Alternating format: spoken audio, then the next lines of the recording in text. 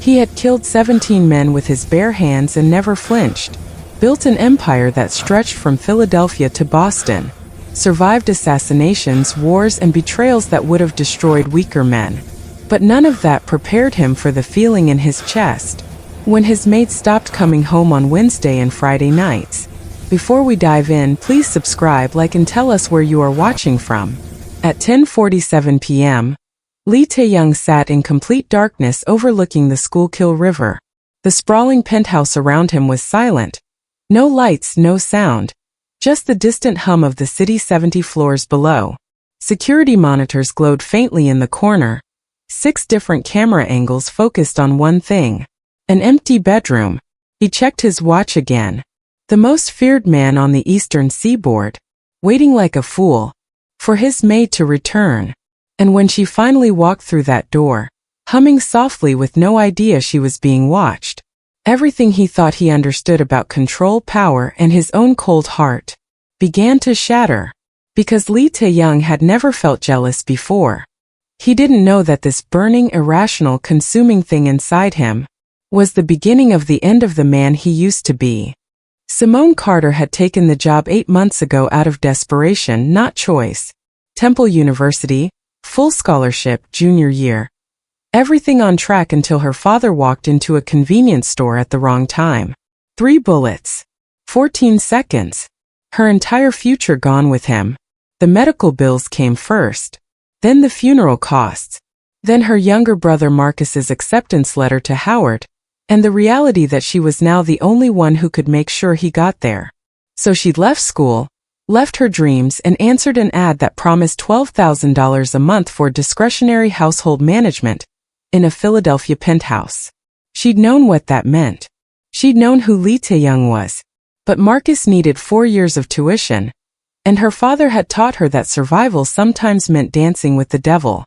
Now she stood in Tae-young's kitchen at nearly midnight, her phone still open to the group text from the youth center. 12 girls waiting for her mentorship, depending on her. While the man who could end her life with a phone call watched her from the shadows like a predator studying prey. Where do you go on Wednesday and Friday nights? His voice cut through the silence, measured and dangerous. Simone set down her bag slowly, meeting his gaze without flinching. 8 months of working for him had taught her that fear only made him press harder. Out. I had you followed. He stepped into the dim light from the hallway, and she could see the tension in his shoulders, the tightness around his mouth. My best people. You disappeared both times. No trace.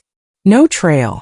Something flickered in her chest, satisfaction maybe, that she'd managed to slip his surveillance. But she kept her expression neutral. Our agreement was clear, Mr. Lee. I work Monday through Sunday 9 to 5. What I do with my personal time is your business. Yes. He moved closer, and she caught the scent of expensive cologne and cigarette smoke. But you didn't just go out, Simone. You vanished. Professionally. Deliberately. The way he said her name like he was tasting something forbidden made her pulse quicken. She'd felt this before, the crackling tension between them when they were alone. The way his eyes lingered on her when he thought she wasn't looking. The careful distance he maintained, as if touching her might break some internal code he'd written for himself. My personal time is private, she said quietly. That was the deal. The deal didn't account for. He stopped, jaw clenching. For a long moment he just stared at her, and she saw something in his expression she'd never seen before. Confusion. Vulnerability. Almost like pain. In his world, people answered when he asked questions. They obeyed. They feared. But she'd never been afraid of him, and they both knew it. I'm not your prisoner, she said finally. And I'm not your property. He exhaled slowly, a sound that might have been frustration or surrender. No, you're not. But as she walked past him toward her room, she felt his eyes on her back, burning with something neither of them could name. In the darkness behind her, Lee Tae-young stood frozen, his hands clenched at his sides. This is jealousy, he realized with sudden terrible clarity. This irrational, consuming need to know where she goes and who she sees. This is what normal people feel. And he'd never felt less in control in his entire life. Lee Tae-young's father had given him his first gun at 12 and his first kill at 16. Emotion is the enemy, his father had said, standing over the body of a man who'd stolen from their family. Love makes you weak. Fear makes you hesitate. Anger makes you stupid. You want to survive? You feel nothing. So Tae-young had learned to feel nothing. He'd had women beautiful, eager, forgettable. Physical transactions that left him satisfied and empty in equal measure. He'd learned their bodies the way he'd learned to disassemble weapons. Methodically, efficiently, without attachment. None of them had ever mattered. None of them had ever made him lie awake at 3 in the morning, staring at security footage, watching the hallway outside her bedroom door like some obsessed fool. Now he stood in his war room, 6 of his best surveillance operatives lined up in front of him, and he could feel the rage building in his chest like a living thing. One woman, he said quietly, dangerously, in a city of 1.6 million people. And you lost her. Twice. Jay, his lead tracker, shifted uncomfortably. Boss, she's trained. Counter-surveillance techniques, multiple exit strategies, burner phone. I don't care if she's CIA. Tae-young's voice dropped to a whisper. Find her. From the corner of the room, Min-jun watched with calculating eyes. Tae-young's second-in-command had been with him for 7 years, loyal and lethal, but lately there'd been something in his expression. A flicker of resentment perhaps, or ambition. Maybe, Min-jun said carefully, you should ask yourself why it matters so much. The room went silent. Tae-young turned slowly. What did you say? She's a maid. Min-jun's tone was neutral, but his eyes were sharp. You're acting like she's. Like she's what? The words came out low and lethal. Min-jun held his gaze for a beat too long before looking away. Nothing, boss. But the damage was done. Because Min-jun was right, and they both knew it.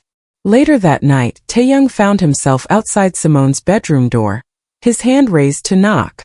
The images had been torturing him for hours. Simone laughing with another man. Simone's hand on another man's arm. Simone in someone else's bed, giving away smiles and softness that she never showed him. The thought created something visceral in his chest, hot and sharp and utterly foreign. He wanted to demand answers. Wanted to use every tool at his disposal to uncover her secrets.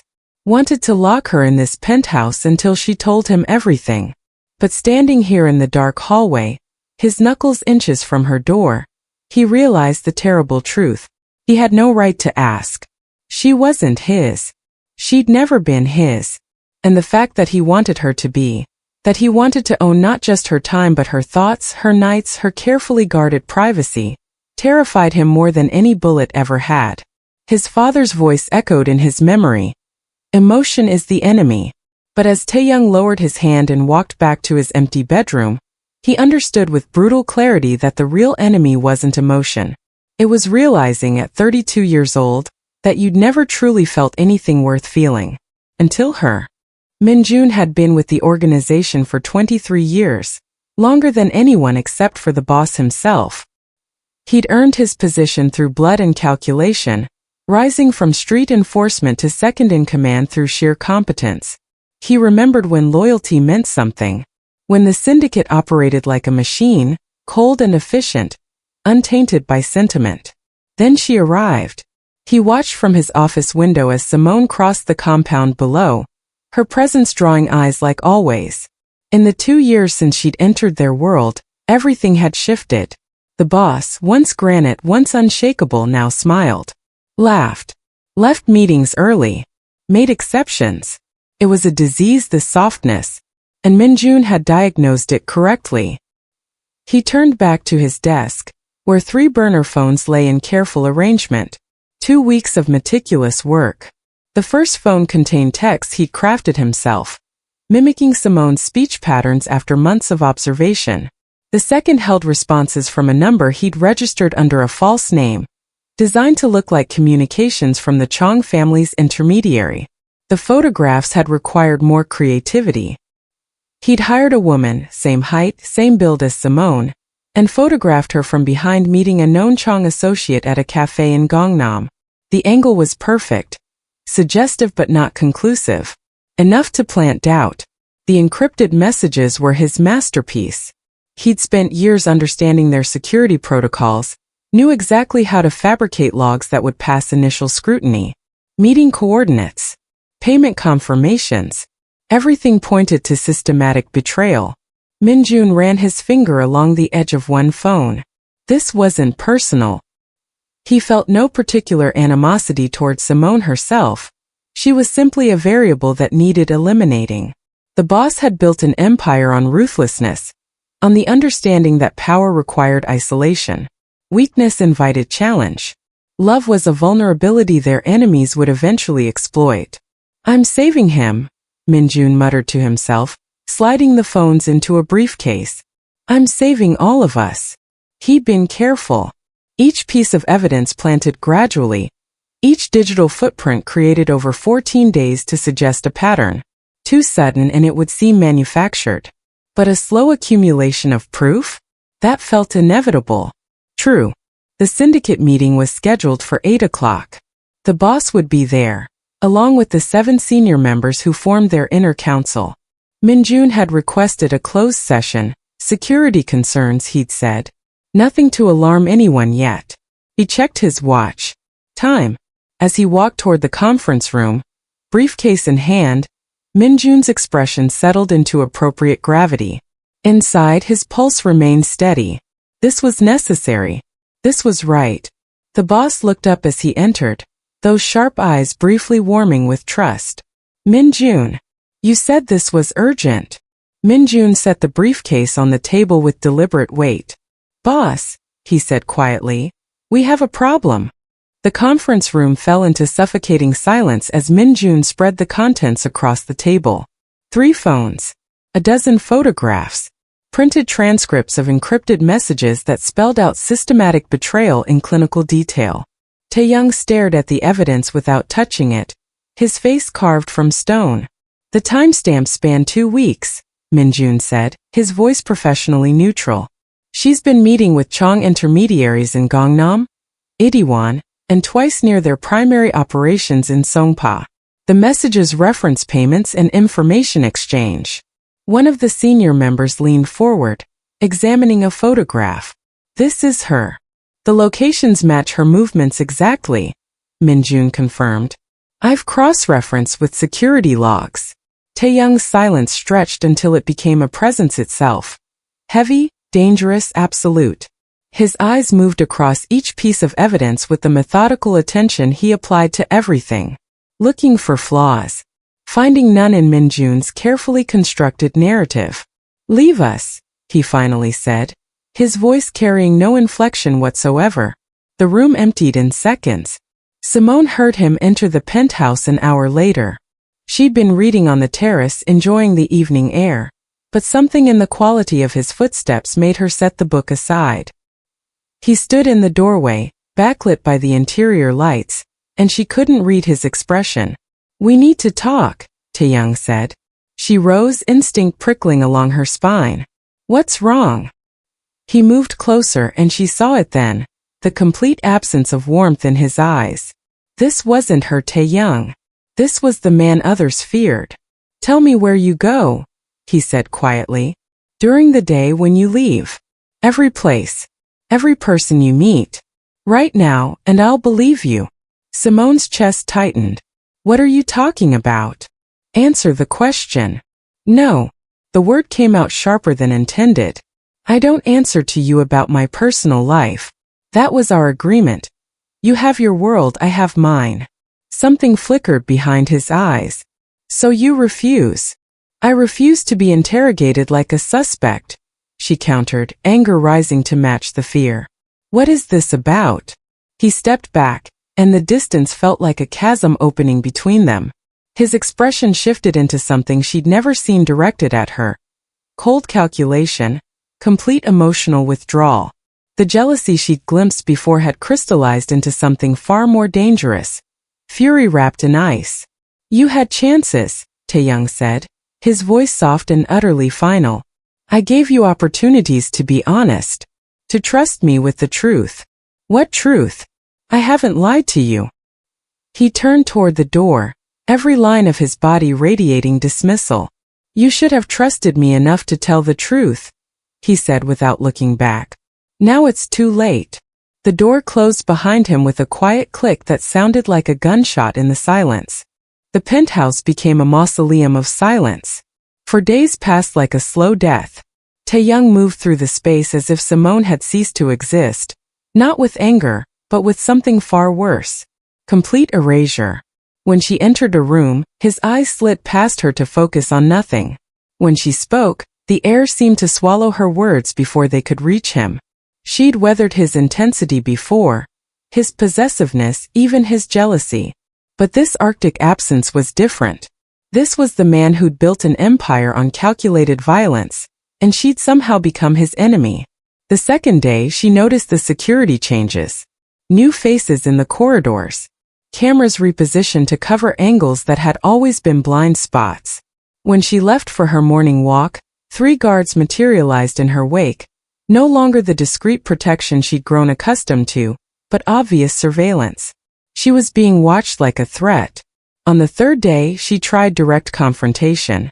Found him in the living room reviewing documents, his posture rigid with focus. "Tae-young, please. Just tell me what I've supposedly done." He turned a page without acknowledging her presence. The deliberateness of the gesture, the way he looked through her as if she were glass, as if she were already dead, made her stomach drop.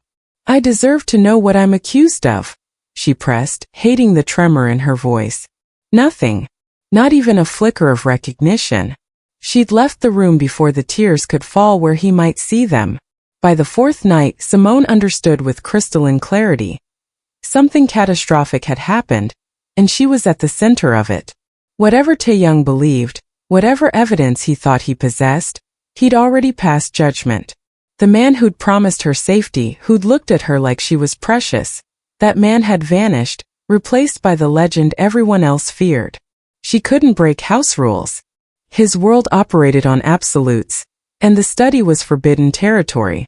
But the alternative was waiting for an axe she couldn't see, couldn't defend against. At 3 a.m., when the penthouse settled into its deepest quiet, Simone made her choice. The study door opened soundlessly. Moonlight streamed through the windows, illuminating Tae-young's desk in silver. He wasn't there. Probably in one of the other properties, avoiding even sleeping under the same roof as her now. Her eyes adjusted, and she saw them. Photographs spread across the mahogany surface like accusations. Her breath caught. A woman who could be her, photographed from behind. Meeting someone in a cafe. Near buildings she recognized as Chong territory from overheard conversations. Phones. Message transcripts. Timestamps and locations. Simone's hand shook as she picked up one of the printouts, reading words she'd never written, arranging meetings she'd never attended. Someone had framed her, and Tae-young believed every word. Simone's hands trembled as she spread the photographs under the desk lamp, her mind racing through the details with desperate precision. The timestamps. Something about the timestamps was wrong. She pulled out her phone, fingers clumsy as she navigated to her location history. Tuesday, 2:47 p.m. The first photograph claimed she'd been meeting a Chong intermediary in Gangnam. But her phone's GPS placed her at the youth center in Mapogu, 3 miles away. She'd been teaching art to teenagers. Thursday, 6:15 p.m. Another supposed meeting. Her data showed the library in Jongnyo, where she'd spent 2 hours researching for her painting series. Every single timestamp was wrong. She photographed the fabricated evidence with shaking hands, then captured her own phone's location logs beside each corresponding claim. Proof. She had proof. Relief flooded through her so intensely it made her dizzy. But the relief curdled quickly into something colder. This wasn't amateur work. The encrypted messages, the professional surveillance photos, the careful construction of a 2-week pattern. This was someone who understood their security systems. Someone who knew exactly how to fabricate evidence that would pass initial scrutiny. Someone inside. "You're smarter than I expected." Simone spun toward the voice. Min-jun stood in the doorway, his expression carrying mild surprise and something darker. Resignation, perhaps. Or satisfaction. "Min-jun." Her voice came out steadier than she felt. You did this. He stepped into the study, closing the door behind him with careful quietness. I've been selling information to the Chong family for 2 years. Small things at first. Security rotations. Shipment schedules. Nothing they couldn't verify independently, so suspicion never fell on me. Why frame me? Because he started looking. Minjun's jaw tightened. After the attack at your exhibition, he ordered a full internal audit. I needed a scapegoat and you were perfect. The foreign girlfriend no one trusted anyway. The liability who made him weak. He loves me. Exactly. The word came out like an accusation. He was never supposed to care about you. He was never supposed to care about anyone. 23 years I've watched him build this empire on ruthlessness, on the understanding that sentiment is suicide in our world. Then you arrive and suddenly he's smiling, leaving meetings early, making exceptions. Minjun's hand moved to his jacket, and Simone's breath stopped as he withdrew a gun. You made him weak, he continued, his voice almost gentle. And weakness invites destruction. I'm saving the syndicate. Saving him, even if he'll never understand that. He raised the weapon and the moonlight caught the barrel's edge. This ends tonight, Minjun said. One way or another. The lamp was heavy crystal. A $3,000 decoration To Young had imported from Seoul. Simone's father had taught her to use whatever was available when he showed her self-defense in their cramped North Philly apartment. His hands gentle despite their callous strength. Baby girl, the world isn't always safe. But you can be ready. She swung with everything she had. The crystal connected with Minjun's face in a wet crunch that echoed through the study. Blood exploded from his nose, and his gun hand wavered just long enough. Simone didn't wait, she ran. The panic room was 40 feet down the hall. Might as well have been 40 miles. You bitch. Minjun's voice was thick, distorted. Behind her, his footsteps pounded against marble. 20 feet. Her lungs burned. The photographs were still clutched in her left hand, evidence crumpling against her palm. The first shot was deafening in the enclosed hallway. The bullet sparked off the wall 6 inches from her head, and Simone felt the heat of it pass. Her father's voice again, steady and sure. Don't freeze. Keep moving. 10 feet. The biometric panel glowed blue in the darkness. The second shot caught her shoulder, not direct, a graze that tore through fabric and skin like a brand. The pain was white-hot, but her legs kept pumping. 5 feet. She slammed her palm against the scanner. Please. Please. The reinforced door slid open with a hydraulic hiss. Simone threw herself inside, hitting the emergency lockdown before she'd even stopped sliding across the floor. The door sealed with a definitive boom that she felt in her bones. Silence. Then Minjun's fist against the steel. Impotent rage muffled by 6 inches of bulletproof composite. Her shoulder was bleeding, warm and sticky, but Simone's hands were already moving. Phone. Photos. Location data. She attached everything to a message with shaking fingers, then held the phone close to record. I was at the Carter Youth Center. Every Wednesday and Friday. Her voice cracked, but she pushed through. I mentor girls like I used to be. Girls whose fathers died. Girls who need someone to tell them they're not alone. A breath. Minjun is the traitor. I have proof. Please believe me. She hit send and pressed her back against the wall, applying pressure to her shoulder. The panic room had medical supplies, water, communications equipment. She could last days if needed. Outside, Minjun's voice was almost conversational through the intercom. He's across town at the harbor meeting. Traffic alone will take him 40 minutes. A pause. Even if he believes you, which he won't make it in time. Simone closed her eyes and thought of her father, of the girls at the center, of Tae Young's face the first time she'd seen him smile. She'd survived losing everything once before. She could survive this too. Tae Young's phone vibrated during negotiations with the Harbor Union representatives. He ignored it twice. The third time something made him look. The photos loaded first, his own fabricated evidence, timestamps circled in red.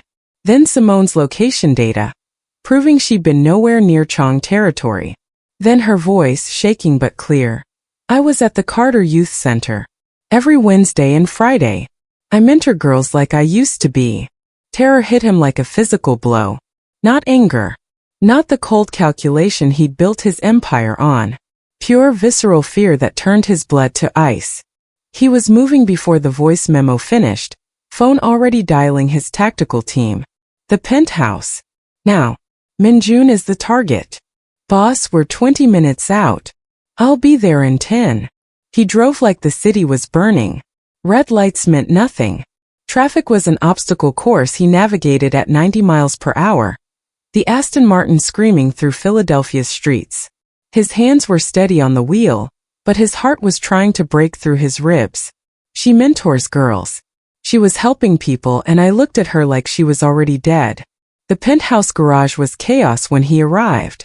Minjun had called in his own men. 3 of them lay unconscious where Taeyoung's security had intercepted them. He took the private elevator, and the ride up felt like drowning. The study door was open. Minjun stood at the panic room entrance with a plasma cutter, the blue flame eating slowly through reinforced steel. Step away from the door. Taeyoung's voice was quiet. Minjun spun, gun rising, and that was his last mistake. The fight was brutal and one-sided. Taeyoung had killed 17 men, but this was the first time it felt righteous. Minjun got off one wild shot before Taeyoung broke his wrist, then his knee. The gun clattered away. You framed her, Taeyoung said, each word punctuated by violence, because I finally felt something real. Minjun was still trying to speak when it ended. Taeyoung didn't hear him. He was already at the panic room controls, entering the override code with bloodied knuckles. The door opened. Simone sat against the far wall, shoulder wrapped in makeshift bandages, phone clutched in her hand. Alive. Bleeding, terrified, but alive. He crossed the room in 3 strides and dropped to his knees beside her. His hands hovered, afraid to touch, afraid she'd shatter. I'm sorry. The words broke on his lips. I've never been jealous because I've never had anything worth losing. He touched her face with shaking fingers. But I do now. Simone's hand covered his, warm despite everything. Taeyoung. I love you. The words were foreign, terrifying, true. I love you, and I almost lost you because I was too much of a coward to feel it. She pulled him close, and for the first time in his life, Lee Taeyoung wept. The Carter Youth Center's garden had been transformed with white roses and strings of lights that glowed soft against the September twilight. Simone stood beneath an arch of jasmine, ivory silk catching the breeze, and watched Taeyoung walk toward her. He wore tailored black, no tie, the collar open enough to show the edge of the dragon inked across his collarbone. But it was his face that made her breath catch, open, vulnerable, transformed. The man who'd watched her with dead eyes 3 months ago now looked at her like she was oxygen. The ceremony was small. Taeyoung's remaining inner circle, the youth center staff, and 12 teenage girls in the front row who kept whispering and giggling. Before the vows, Taeyoung turned to address them. I'm establishing the Carter Legacy Initiative today, he said, his accent thick with emotion. $30 million to ensure this center and 9 others across Philadelphia never close their doors. He looked at Simone. Your father saved you with his love. You saved these girls with yours. This honors both. Simone's hand found his, squeezing hard. Several girls were crying. Miss Patricia, who'd run the center for 20 years, pressed a tissue to her eyes. The vows were simple, stripped of pretense.